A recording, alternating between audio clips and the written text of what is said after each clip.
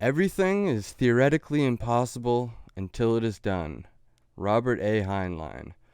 Welcome back to Bookwave, the book club podcast. We're back for another WAVEcast. I'm your host, Scott, joined today by Pat, Yo.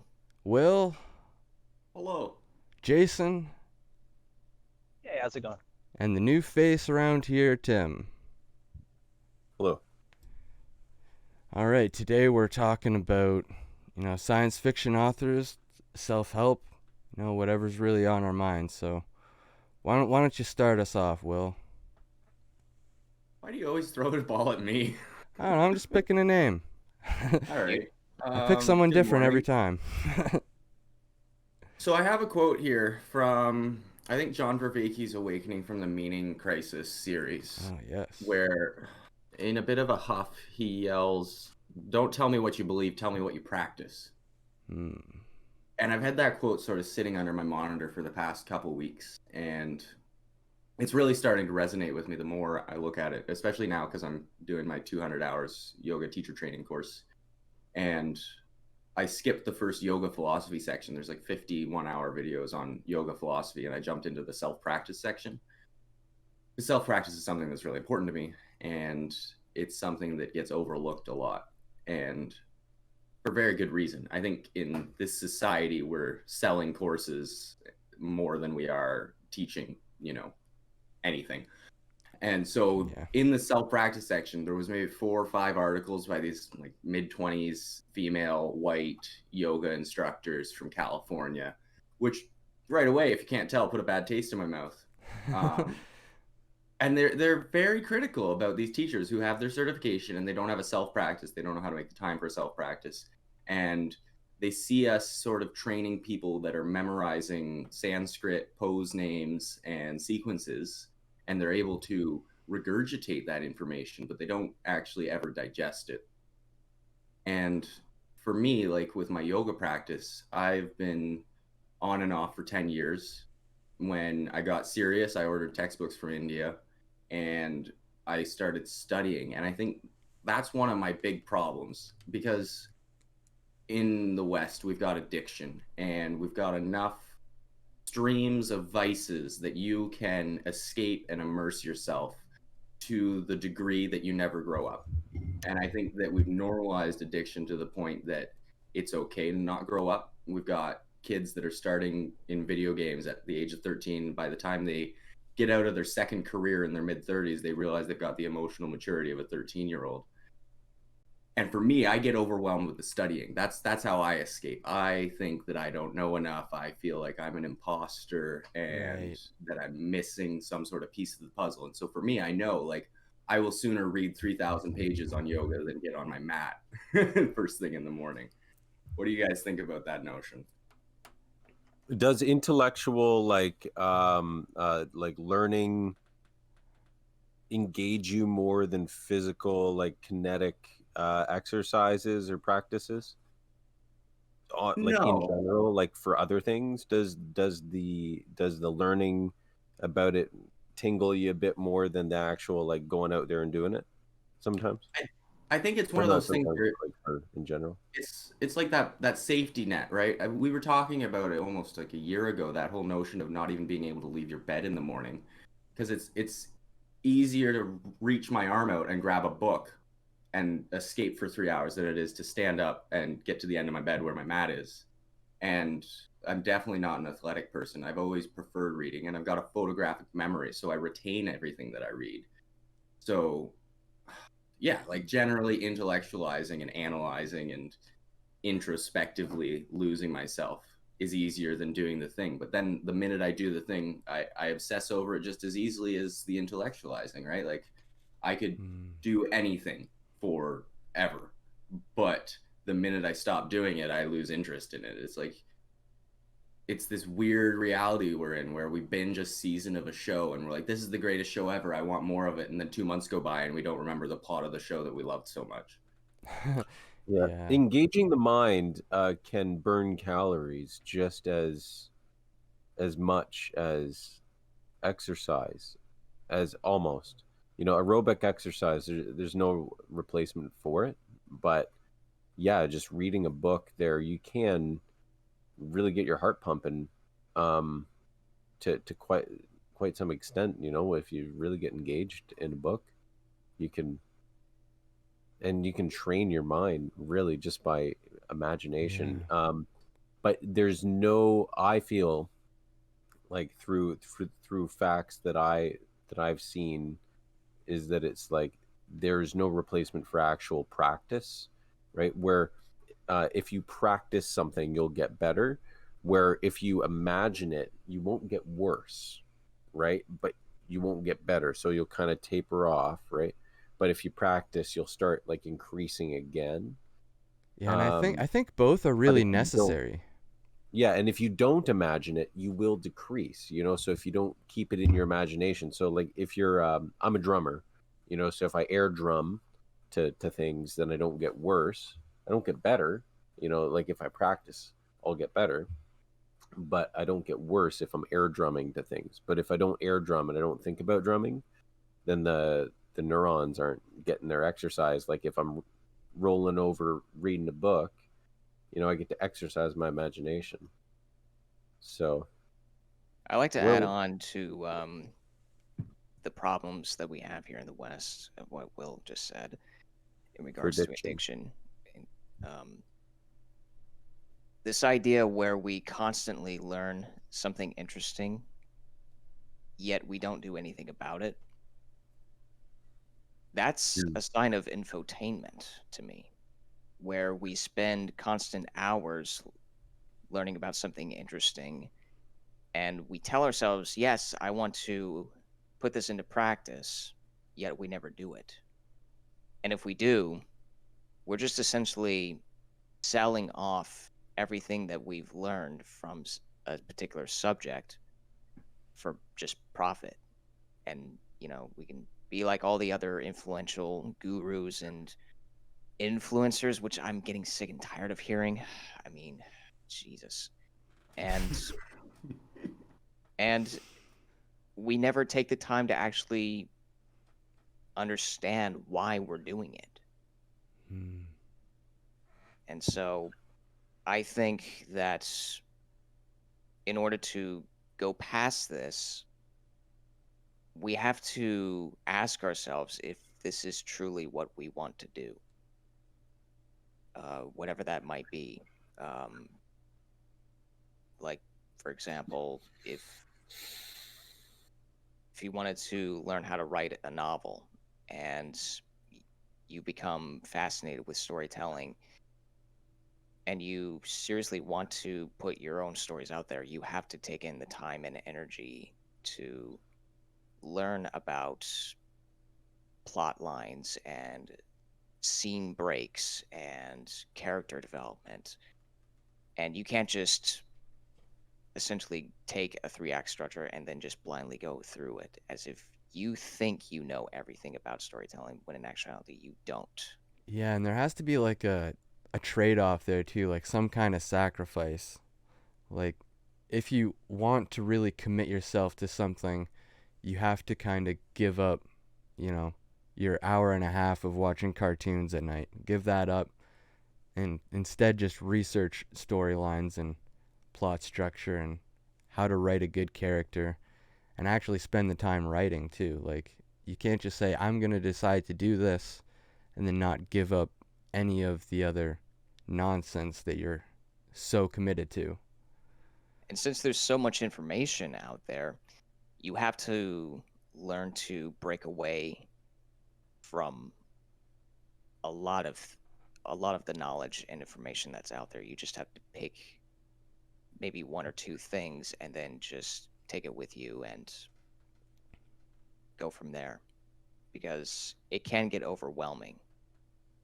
It it certainly sounds has. like you're talking about paralysis from information overload, and then also profiteering off of feeding back this information into little video segments, bite sized for the masses, Hmm. you know. And like I agree that it's disgusting, and you can't do anything with them. You just gotta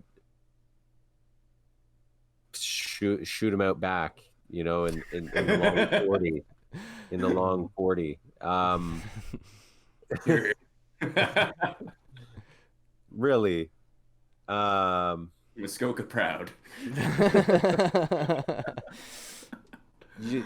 yeah, you just gotta just keep moving forward with what you're doing, okay? Not worry about anybody else, kind of thing. And the information and the complaints that you have about the world, to record them for yourself and play them back, and you'll notice that the information being presented is information you'd like to give to yourself. So you package it in a way that's pointing out what's wrong with the world, and there's a lot wrong with the world, and the way we interpret it can be infinite, and the more eloquently we can point out what's wrong with the world to each other, you know, the better the world's going to get over time. Yeah, or as Jordan Peterson would say, tell the truth, or at least don't lie. Articulate yourself properly. Speak your truth. What do you think about all that? Synapsian, Jason, whatever your name is. Well, if I may touch on that, on what Tim was talking about, information overload, you know, it's shown that when you have so many choices like we do, you can choose between this TV show, this book, this, you know, one of 100 different types of ketchup at the store. that kind of creates a paralysis where people don't know what to choose, or they feel that the choice they've made is inadequate, and so then they just don't, you know, ever develop a practice of being self-confident, and they kind of go from one thing to another, similar to what addiction is like. And I also wanted to pick up on something you said earlier, Will, about how we always want to, or not that we want to, but people tend to stay adolescent, or they never grow up. And I was thinking about this the other day, about how kids and adolescents eons ago were taught. They would have a mentor. They, in a hunter-gatherer society, they would be surrounded by adults, and they would learn to do things by watching those adults. Yet the system we have going right now is adolescents learn from each other. You know, their adults are out there working jobs. The adolescents are in school together, so they're learning through peer taught practices. And, you know, if you're learning from another adolescent, how are you expected to mature if the other adolescents are acting juvenile? I have the answer to that question, is that we're brains, right? And brains can do wonderful things, seemingly magical things. Even untrained brains, especially when they're congregated, magic can happen. You know, movements can start. So there's no need to worry about the next generation. It's us that we got to worry about, and how are we going to move forward?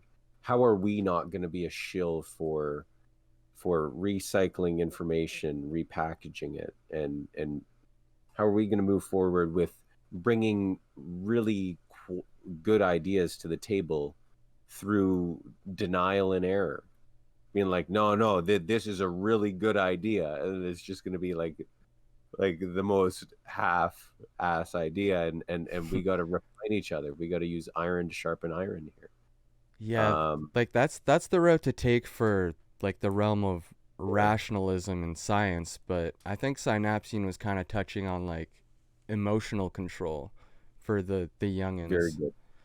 So like, yeah, so religion has been shown, any religion, yeah, any form of spirituality, religion kind of thing, of being reminded of one's own morals. Well, it's like Sunday school, right? Sunday school like reminds you of your own morals. My wife's grandmother very adamantly believes that Sunday school should be a thing that is still part of our society, because screw God, screw Jesus, screw Christians. It teaches you how to be a good human. It teaches you, like you're saying, morals. And Yeah. And that's the thing where, this is my Sunday morning and this is my church, which is this podcast.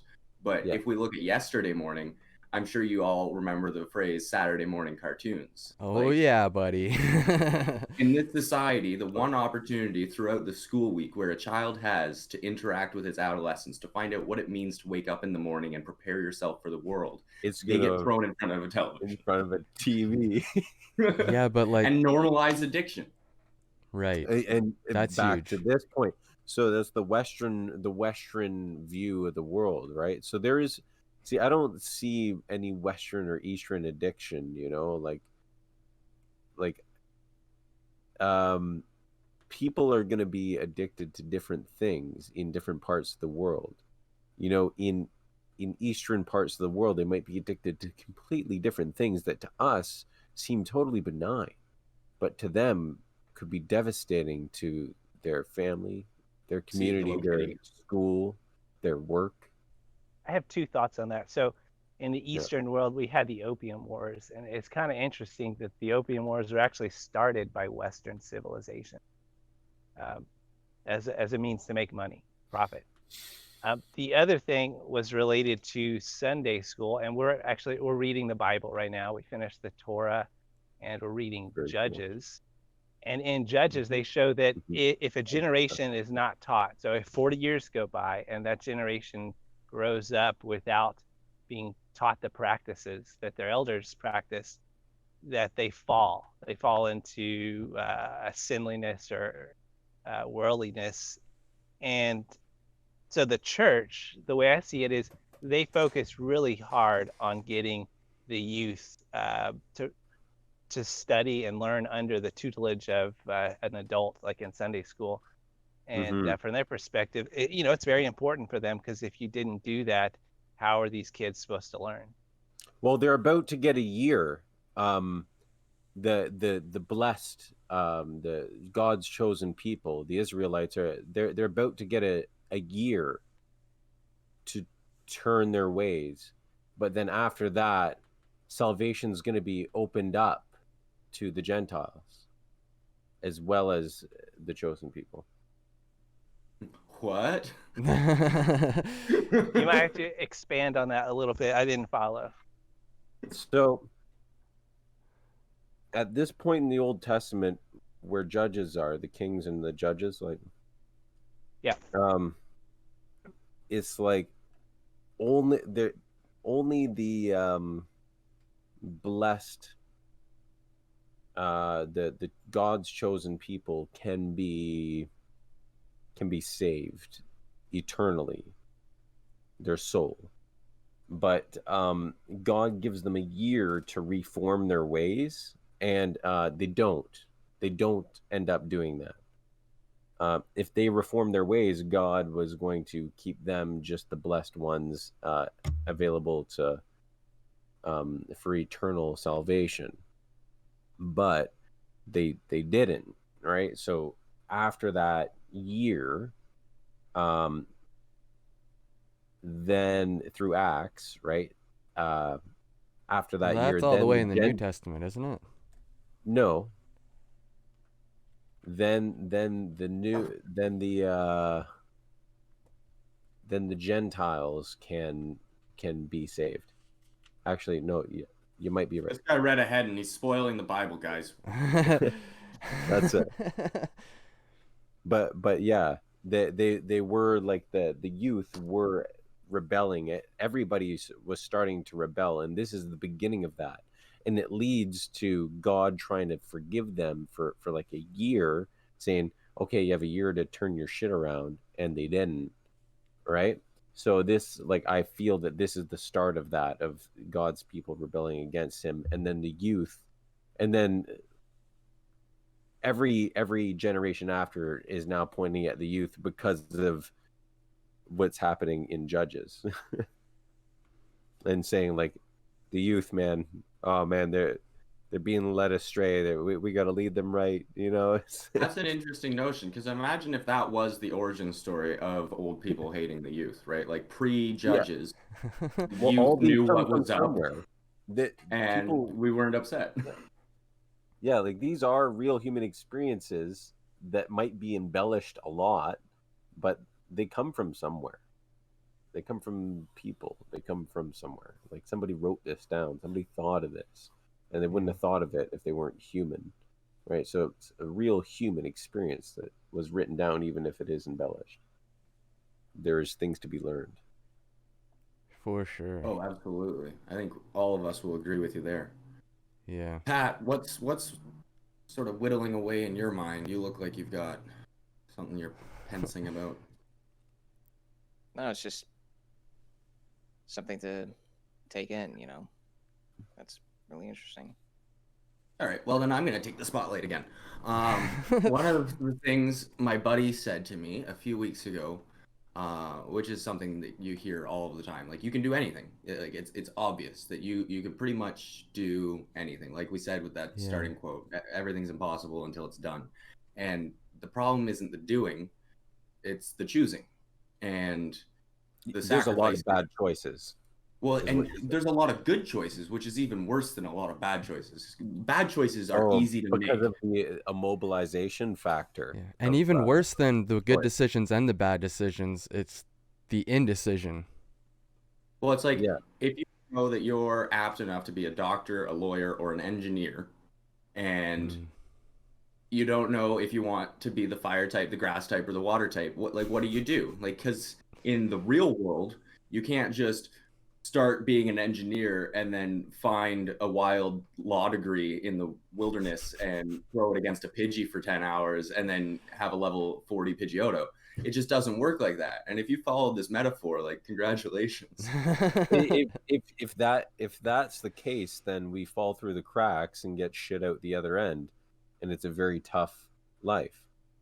But if we intervene now and we direct, self-direct, make sure we and find other people to advocate on our behalf, not because we can't advocate for ourselves, but because it sounds better coming from somebody else. Just simply that. And the other thing too is just experiential data is the best. Like, to an 18-year-old who knows that they could be a doctor, lawyer, or an engineer, what I would say is find a doctor, a lawyer, an engineer, and ask them what they think of their life and what they think of their practice. Because at the end of the day, that choice between fire, water, and earth, it's the same choice you make in every video game. It's which choice makes prettier pixels. The pixels are going to deal roughly the same amount of damage. They're going to be roughly as important in the 5-player raid as any other grouping of pixels, but you have to make a choice. Yeah. And if you decide that you like dealing with, people that have bones coming out of their body, you're going to be a doctor. And if you discover after your first overnight in the ER that you don't have the stomach for it, maybe you go for law. But you can't make the decision we're being told to make in high school, which is what are you going to do for the rest of your life in the confines of a school environment filled with adolescents that think they know how the world works, and a bunch of teachers that know that you don't know how the world works. You need to go into the world and see what a job looks like to be able to choose what a job that you want to do. Like it's the only way. You have to experience it. And as we were saying earlier, the tutelage, like if you look at Frank Lloyd Wright, he's a pretty famous architect. He had a master and he studied architecture with architects, and then he went off and he did great architect work. And it's like, how are we going to Hermione Granger our way through textbooks to a decision? It just doesn't happen. Yeah, you're reminding me a lot of the conversation. You're reminding me a lot of the conversation we had about Urim and Thummim from the Bible. Like sometimes the decision between ranger, knight, and mage is as simple as a white or yellow stone. Tell me a bit about Urim and Thummim. Well, that was like was it Aaron? He had like the pouch around his neck. In the breastplate of Aaron, I believe. Yeah, the breastplate or like a little pouch around his neck or something. He just had 2 stones. One was white, one was black. One signified yes, one signified no. And But it goes further than that because it's in The Alchemist too, right? Yeah. And then I found out Joseph Smith, the guy who created Mormonism, also alleged to have his own set of Urim and Thummim. Okay, that's cool. But it Yeah. also, It's the easiest shill to do. yeah, and I also said like it reminds me a lot of like just casting lots in a lot of old paganism or pagan religions, and even deeper into the pagan religions, the two ravens that sat on Odin's shoulders were Hugin and Munin. So like their names sound kind of familiar, just in that Yeah. way, but like they represented thought and memory. So one would be like, this is how I remember, this is my growth of knowledge, and this is my like how I look forward into the future. So they were like both kind of representing a form of divination. But Mhm. the funnest part about it too is like you reach into your pouch and you grab one, and that's supposed to be your answer. But if you pick it Yeah. up and you look at it and it's the wrong answer, and you know in your heart it's the wrong answer, then it's also the wrong answer. Really? So that's the beauty of it. Shill. That's the most perfect shill Yeah. Yeah. for divine inspiration. I have a Make a choice. It's one of these two. Oh, I didn't want that one. Okay, it's this one then. I have a Do you perfect know that's example. also called the magician's choice? Oh. See, Okay. because like my name is Tim, right? So I'm a drummer, Tim the magician. Abacadabble in a little lyricism. So like I know that from studying card and coin illusion that if you choose the wrong one and you just say, "Oh, my heart chose the other one," that's a magician's choice. That's it's called a force. Right. I have Yeah. I have a perfect example from a children's cartoon called Avatar: The Last Airbender, where there was an I love episode that with a show. fortune teller Yeah. where Yeah. Katara, she's talking to the fortune teller and she's just like, I have one more question after she's pestering her for hours getting her fortune told. I have one more question. Should I have mango or papaya for breakfast? And the fortune teller says papaya, and she says, "Ah, I hate papaya," and kicks the ground. It's like Yeah. you know deep down what you want. Really, it's that forced decision that makes the decision for you, because then you instantly know once the decision has been made for you that that's the one you wanted or the one you didn't want. And it's interesting too, because like as far as I'm concerned, to a pretty extreme degree, every human on this planet who's got a problem knows that they have a problem, and they're pretty close to knowing what the solution is too. They just don't want to admit it, and they To don't want bring to it take back to responsibility. self improvement, right? Recursive self improvement. Can you guys hear me? Yep. Can I Yeah. hear you? Yeah. All right, okay, good. All right. Okay. Yeah, to bring it back to recursive self improvement is that you're using that to knowing what you want to bettering yourself. Is what Will was bringing. Is it Will? Will. Yeah. I am well.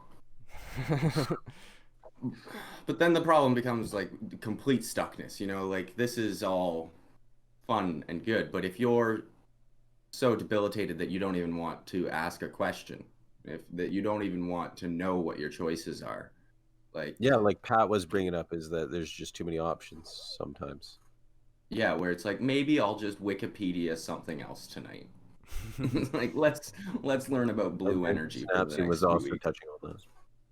Well, I think I there like that. are. Go ahead, Jason. I was just going to say, I think there are different states of mind that make it easier to practice something versus not knowing what you want.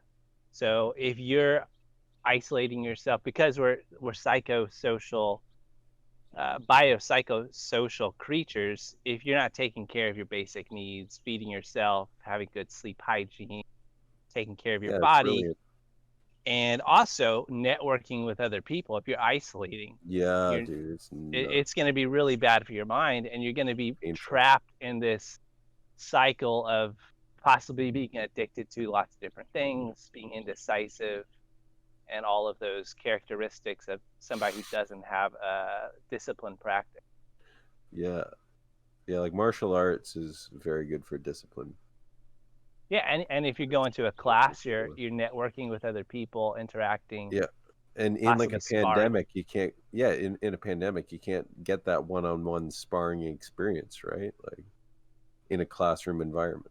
So you gotta Exactly. learn, like through like a test dummy or like.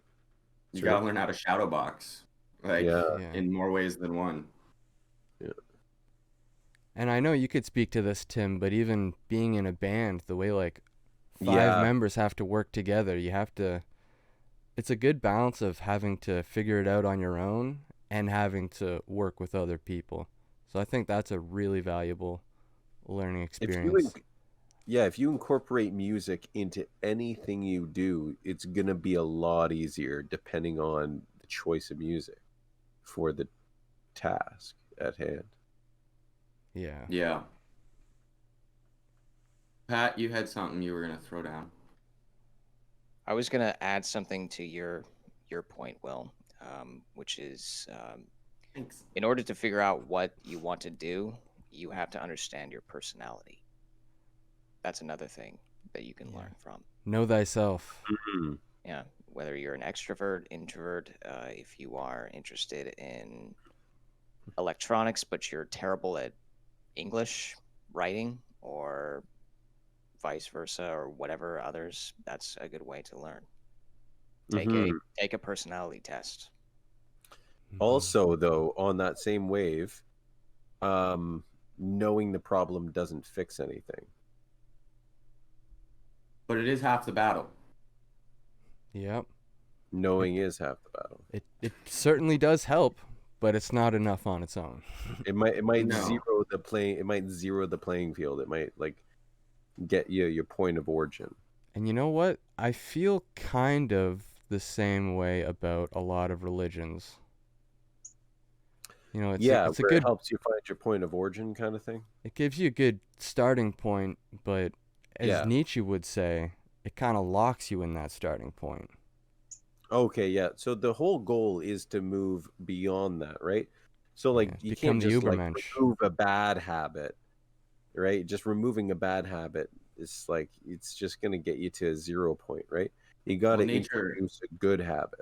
Exactly. Nature abhors a vacuum. If you get rid of a bad habit, you're just going to, if you don't fill it yourself, you're gonna find that you've filled it yourself, but you didn't choose. And you'll fill it with the exact same thing that indecision you is- tried to get rid of. Yeah. Rush. Whether you choose to decide, You still have made a whether or not choice. you still have made a choice. Yeah. Free will. Good The tune. choice you don't make is made for you. Yeah. Mm-hmm. Yeah, you mentioned something, Will, about like the don't tell me what you believe, tell me what you practice. I think Yeah. I think that might be the next stage that I'm looking for in the separation of church and state. Is the separation of belief and practice. Church and state are already separated here. Yeah, I know. That's what I'm in saying. The Vatican, maybe not. That's what In I'm the southern saying. states, I'm saying as But here in Canadians, Canada, we do have a separation. I'm saying at least like the three of us Canadians, we can say we have accomplished the separation of church and state. I would But- argue against that. I would play devil's advocate every day of the week against that, because when you look at It's the definitely a division conversation of to have. opportunity, It's a conversation to have, but I don't want to get too far away from what I'm trying to say. No, yeah. Say church and state, Martin Luther, he was stage 1. Maybe like Jordan Peterson is actually like starting to unite atheists and Christians in kind of the same room so they can have a conversation at least. I think he's helping with that. But John Vervaeke, I think, takes it a lot further, and I think at some point we have to find another decision to separate some of these things, because church and state isn't enough of a division. Well, see, I think we're going in the wrong direction, having a separation between church and state. What I feel that we should be having is a de-escalation tactics approach on both church and state, so that their agendas are fundamentally subtly skewed to be more docile and less world-endy. Yeah. I mean, Less that's apocalyptic. definitely part of it, but I don't know. Okay, I can still hear you, right? So I'll be following the argument logically. I mean, de-escalation. That's kind of That is a good idea, but I actually like to know more about what you mean by de-escalation.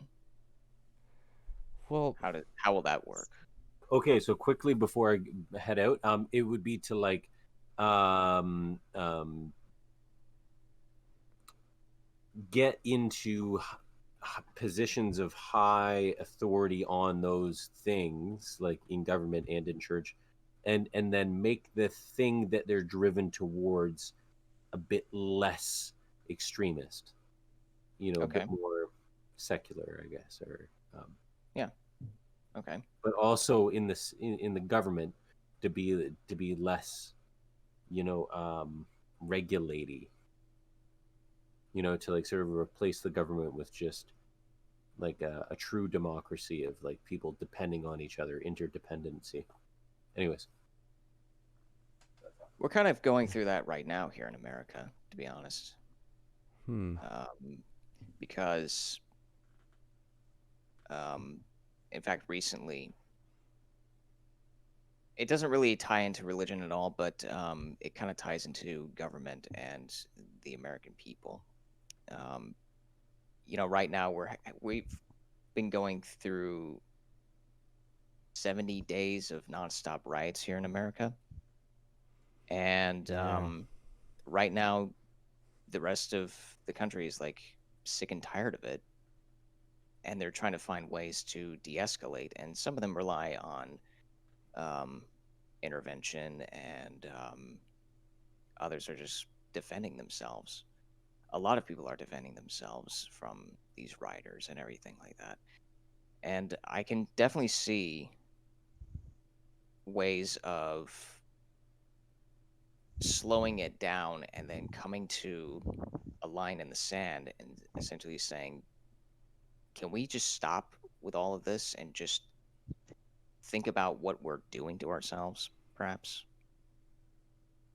Hmm. The way I was thinking about it was like pretty much in semantic terms, like back in the day where church and state like weren't really terms to be used. It was just all the same thing. The church was the government. And at this point in time, I think the church is pretending to be a lot of things that it's not.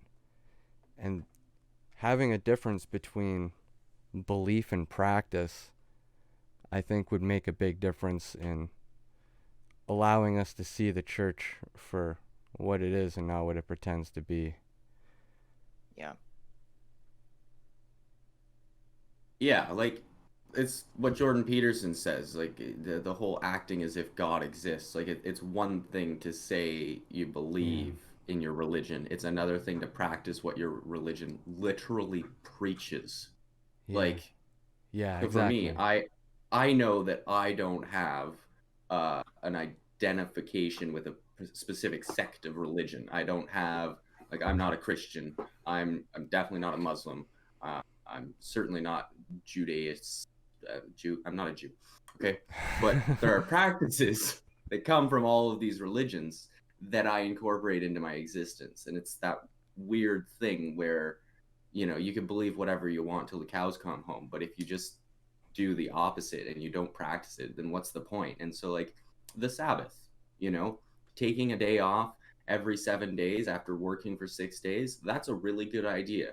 Not even for the reasons you think, not because you deserve a rest. You don't, you awful human being. You're a wretch. You deserve to suffer. The Oh, point is jeez. to clear your head and work better.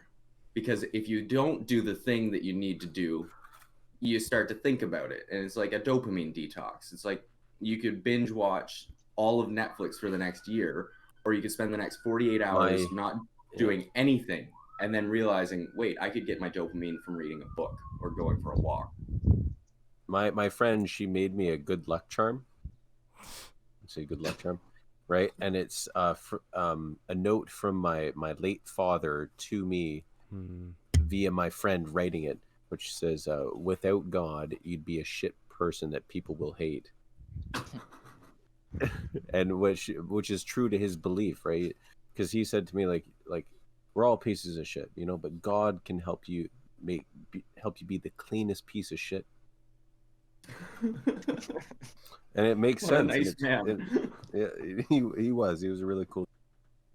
Yeah. What's your faith, if you don't mind me asking? I don't have a faith. I'm spiritual for just reality and the pursuit of reality and the pursuit of truth and science. So science is very spiritual to me. Just like discovering reality. The fact that we can learn anything about reality at all is very spiritual to me. That's my Fair enough. faith. Well, would you say you have a worldview that's kind of in line with the original sin doctrine? I mean, kind of similar to what you were saying, all people are shit. No. I mean, that's kind of what the Christians think, unless I'm wrong, that, because of Adam's sin. No, I don't. I think all people are okay. freaking amazing machines capable of great things and capable of terrible things. And and like just the seeing of possibilities when we were talking about possibilities, right? That leads to very bad decisions, a lot of bad decisions, because there's a lot of bad possibilities, right? And if you see possibilities, you're likely to end up being a shit human being because you're intelligent. But the wisdom, it's like wisdom itself is even a joke, right? The fact that we can pretend to learn anything about these things is peanuts compared to what the actual truth actually is. The sooner we give up on this pursuit of truth, right, it seems that we've won the game, we've hacked the game. So that's why it's so easy, in my perspective, for somebody to go straight to a religion, is because they just hacked the game. They just said, we don't even have to pursue truth. We were given truth. We know truth. It was revealed to us. So we don't have to pursue it anymore. But there's that famous quote from like a 15th century poem that Christopher Hitchens quoted in his book, like God is Not Great. Is, if God handed to me the pursuit of truth and absolute truth, I'd take the pursuit of truth every time and say, no, Father, absolute truth is for your eyes only. Yeah, and I can definitely see why we would want to explore different pathways in life and sometimes incorporate our own truths and just kind of explore what already exists and kind of go beyond those factors and learning about other things within that realm. In fact, before the podcast started, before Will decided to take a shit on it and interrupt him every time, Scott, Tim, and I were talking about whether or not how the the universe was made, and different possibilities of how it was made and everything like that. And it just reminded me of that one episode of Cosmos where we might be living in a cell or a bubble. And I'm more a fan of the bubble. So cell. So this is what you're getting at before. Yeah. So I'm more a fan of the term bubble, but cell. I can understand the analog to a cell. Yeah, we might be living inside a cell in a set of never-ending cells, kind of like in the human body. And how but in the human body, it does end. Yeah. After a few trillion. Yeah, I think about 50 trillion cells. So, Pat, in that analogy of the universe being a cell or a bubble, I've had this thought before, like our universe is actually just or part of the body of a god or something greater like that. Is that kind of what you were talking about? Because I can't imagine it would be a cell like a bacterium, a unicellular thing, just off on its own. I would imagine they would be part of something else, a multicellular entity kind of working together. What do you think? At first, I thought about it, um, but I really don't know. That's kind of a What about a cell dedicated to memory? What about a cell dedicated to physical storage of a memory? And we are that. yeah, possibly. Because like what is the cell's type, right? Maybe there's different types of cells, and different types of universes fill those different types of functions. But now that we're just speculating, now this is a tangent. So somebody call me out. Somebody call tangent. And maybe before we're it gets really I'll call crazy. tangent every day. maybe Before maybe it gets we're, really crazy. maybe we're only conscious because we're living inside a brain cell. That's where consciousness Oh. comes from. Oh, that's maybe enough. it's a brain cell. Yeah, we're Ooh. brains and fats, and the universe was created last Tuesday. The Matrix Blah, is blah, real. blah. Like, it doesn't help this was me. all just thought up last Tuesdayism. Yeah. It doesn't It was help all me thought up and anywhere. mind forgotten. Yeah, like It's a, like- a fish traveling through a river cannot visualize the ocean, so why do we try to visualize where we come from, kind of thing. It's like Oh, we in the can still do it. philosophical discussion, there's a couple conversations going on, and you guys We were might just not be hitting able on the to, one but- that's like, when and where we existed, and it's like, I don't care about that half. It's like, why and what's right and wrong now that we all accept this notion that we might exist. Like that's the half. I care think about. that's the half that I throw away with willful abandon. Right. That's the half that I throw away. Is why? Who cares? You know, it works. Well, it's like the whole notion. Like Why? I had this argument with a family member a couple weeks ago where they were like trying to tell me where the Garden of Eden was, and I was like, whoa, like that's the first 10 pages. Like read the other 3,000. The Garden of Eden does not matter in comparison to the big picture. Like I do not need to know where on this planet Adam and Eve hung out, met a snake, and ate an apple. It just doesn't give me answers. The Garden of Eden exists in the same place that Atlantis does, in a book and in the zeitgeist.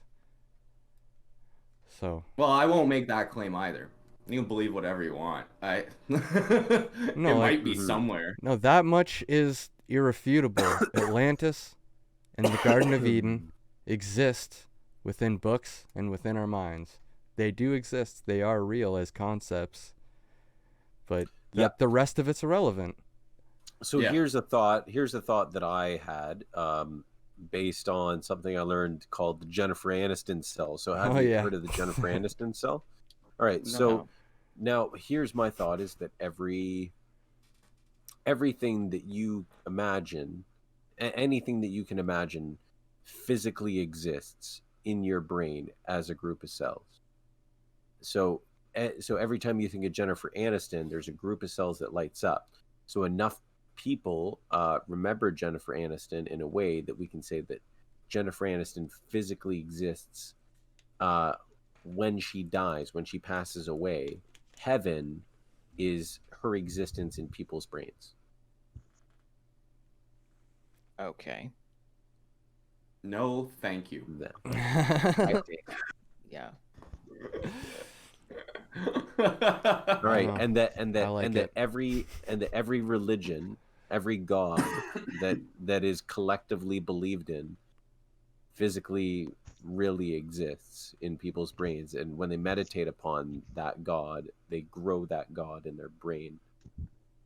This is exactly the concept of the meme from Richard Dawkins.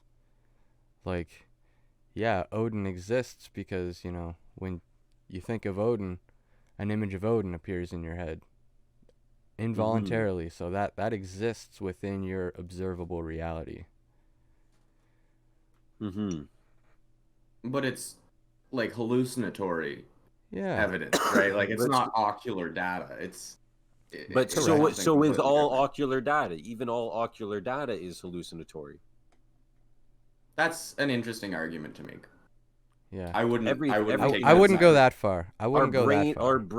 Our brain is in a vat. Our brain is in our skull, shielded off from the universe. It can get some low level red light, but other than that, can't get much. It can get some low level red light and some vibrations, but I other than wouldn't. that, it's just hallucinating everything I wouldn't go down the and road of hoping debating it's that true. with you, but I disagree. Yeah. Okay. Because I think like one of the things I forget his name, but there's this guy, maybe Dottie or something like that. I don't know, but he says, we're all living our own dream, and so when you talk about hallucination, I think that our ocular data is certainly affected by our perceptions of reality. But to go so far as to say that we're all hallucinating in an entirely non-existent plane of reality would be a stretch in my book. That's not the claim. The claim is that all reality of that data is hallucinated. Because what if the ocular perception of yellow for you is different than the yellow for me? The brain doesn't care. It can just label it yellow because it's a neural network. It doesn't need to be true. The data doesn't need to be true. It just needs to be different, and then it can label it different. I just feel like we're trying your to... yellow might be different than my yellow through ocular data. Our ocular perception of yellow might be different, but our brain still calls it yellow. So we're definitely in agreement that the reality Yellow exists. The reality is real. We're all experiencing the same reality.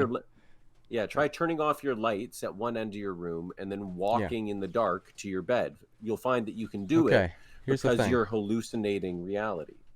Here's the thing. Plato... You have a mental map of reality. We talked about this with Plato, too, how, like, light is necessary for sight in the same way that knowledge is necessary for thinking, or, like, the faculty of thinking depends on intelligence and knowledge.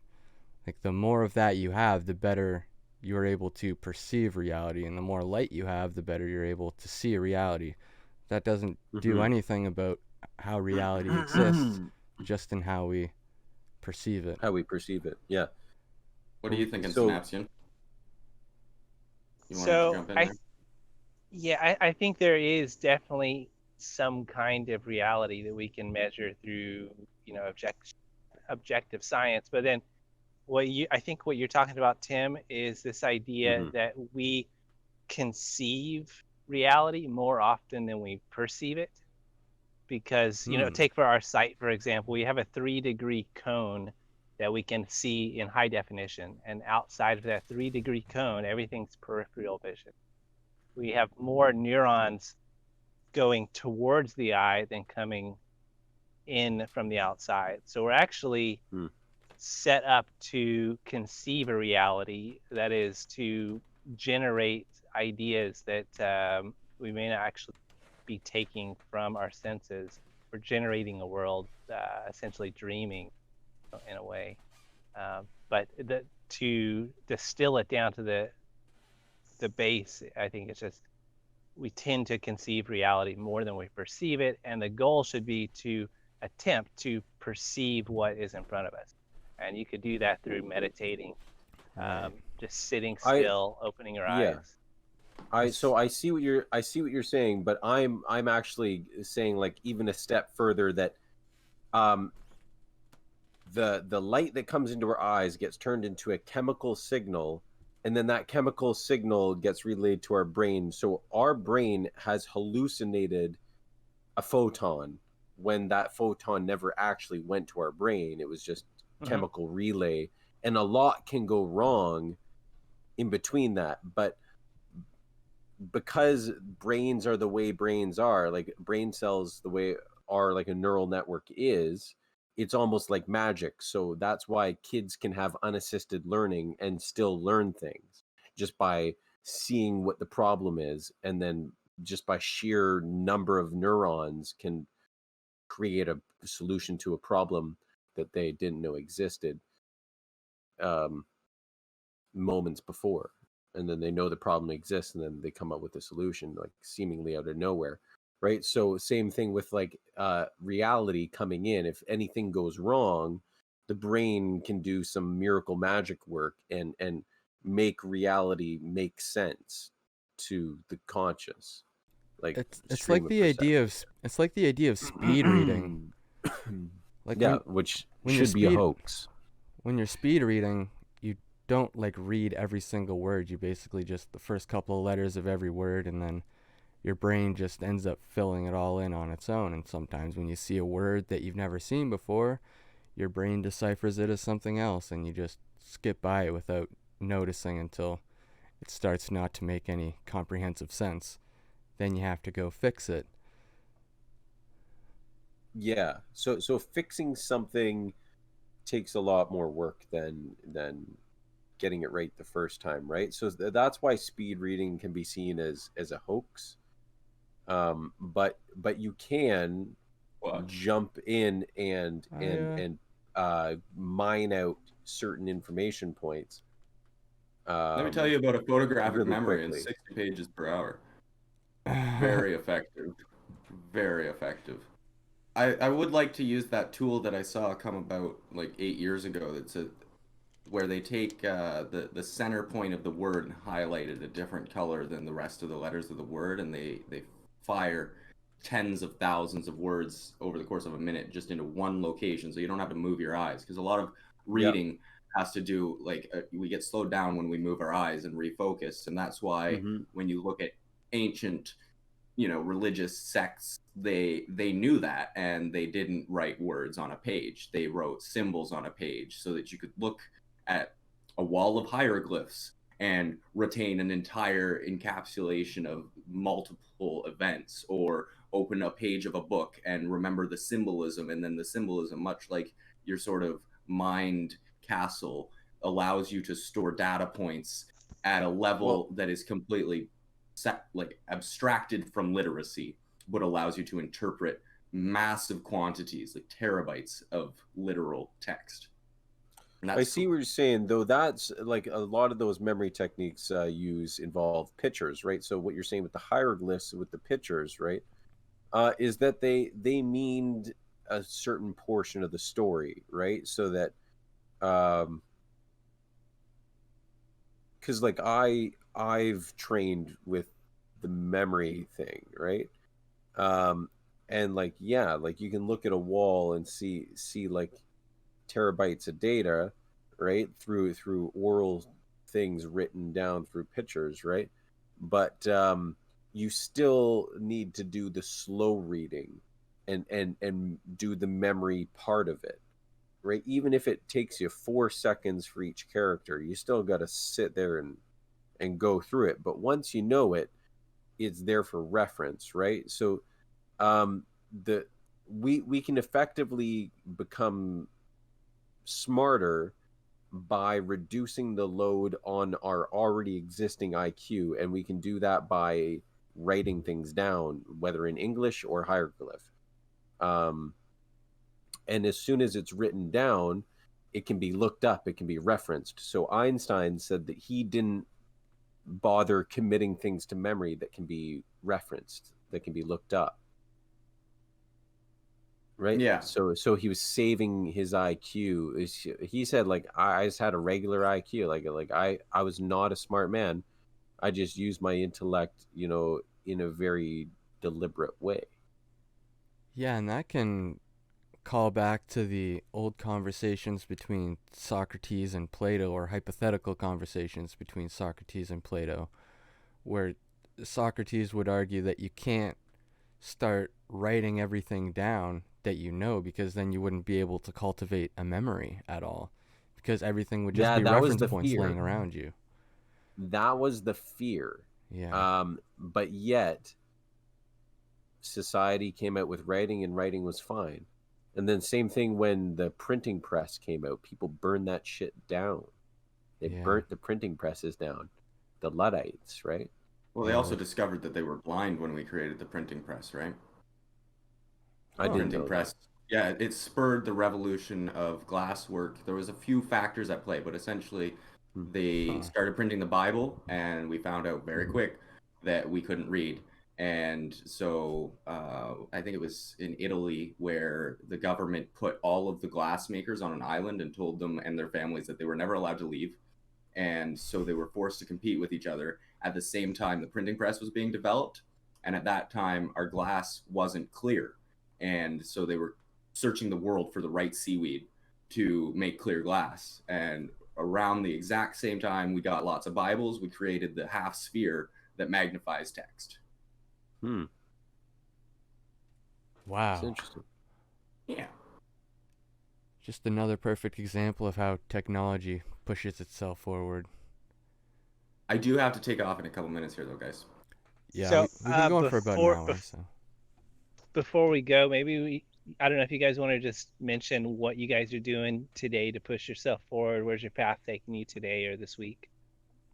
good call. Yeah, totally. I'm doing an hour and a half of hot yoga later. Oh yeah. Nice. And then I've some been yoga meaning course. to actually record on a video recording of a short yoga session, so I think I'm going to try that. Nice. Yeah, right on. Like an instructional video. Yeah, just Me- like it'll be really short. It's kind of for like a junior youth group thing, and maybe 10 minutes at the most. And then I'll probably try to catch up with Akira The Don because he's just been putting out like mad content. Oh yeah, streaming every day. I can't keep up with him. I don't know how he does it, but Yeah. he just keeps on going. It's unreal. We can barely get together twice a week to record. How does he do it every single day? Yeah. So about me, you? for Yeah. me to move forward, I'm realizing I don't have to do anything to move myself forward. The pursuit of self-improvement itself is a futile exercise, and a cause of a lot of misery.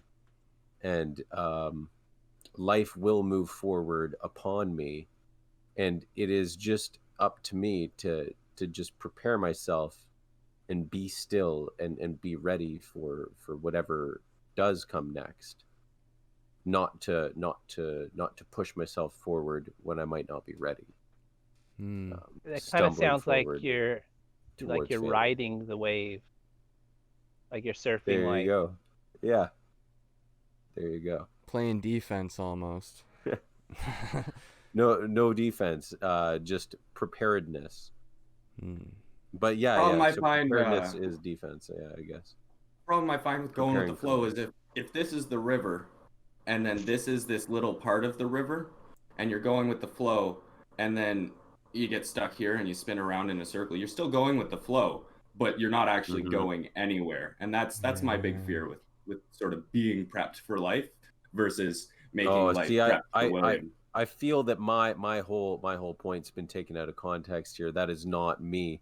Do not associate me with that. Good. I do have a perspective on flow real quick, is that you have like watch, like you got like a T right here, and then you got adrenaline up here, you have acetylcholine down here, you have cortisol here, the stress hormone, then there's dihydroepiandrosterone over here, DHEA. They put it like a precursor to it, DHA in yogurt, like kids yogurt, make them happy.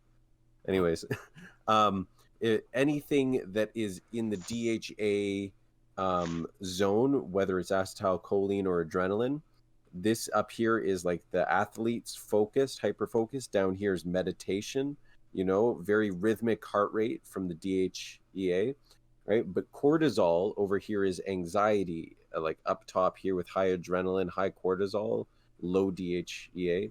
That's anxiety. And down here with low adrenaline, high acetylcholine, ACH, that's boredom, right? With an irregular heartbeat with the cortisol, right? So just getting to zero, you can get to zero with regular breathing, because you can't control your heart rate directly, but you control your breathing, right? So once you get a regular breath, you can get you can promote a regular heart rate. Once you promote a regular heart rate, you can promote regular brain waves, and then that can allow you to focus and deal with life as it comes.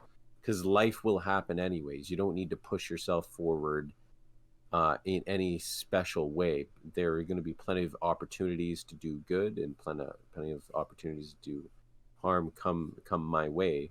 So my realization is that I don't need to be pushing myself forward every day, but I just need to be prepared to deal with shit that comes my way.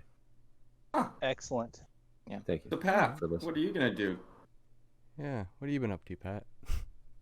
It's kind of a similar fashion of what Tim was talking about. Is for me, I'm just gonna follow wherever the story goes. Hmm. And I And guess you were talking to story driven too, like falling in love with storytelling. Yeah, I'm currently revising a novel right now, and there's plenty of mistakes. There's plenty of things that don't make sense, but I'm just simply just following along with it, even if I may not get the answer to it. If there's no answer to it, then that's fine. If it can be scrapped, that's fine.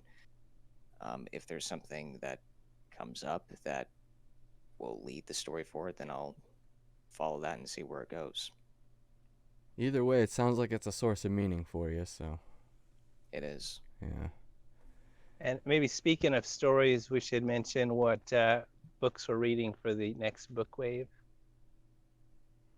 Yeah, we're just on To Kill a Mockingbird, the book Yeah. of Judges in the Bible, and eventually we're going to get around to Uncle Tom's Cabin by Harriet Beecher Stowe. Heck yeah. I gotta run, guys. Good All chat. Okay, thanks. Bye. All right. All See right, you, good Will. talk, lads. Yeah.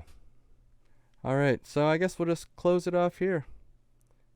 So till next time, may the force be Thanks with you. for having me. Yeah, Very thanks good. Tim for stopping by. And also, if you're new around here, you should check out our website at www.bookwave.club. Anchor, YouTube, Akira The Don, Meaning Wave. Shout out to our boy.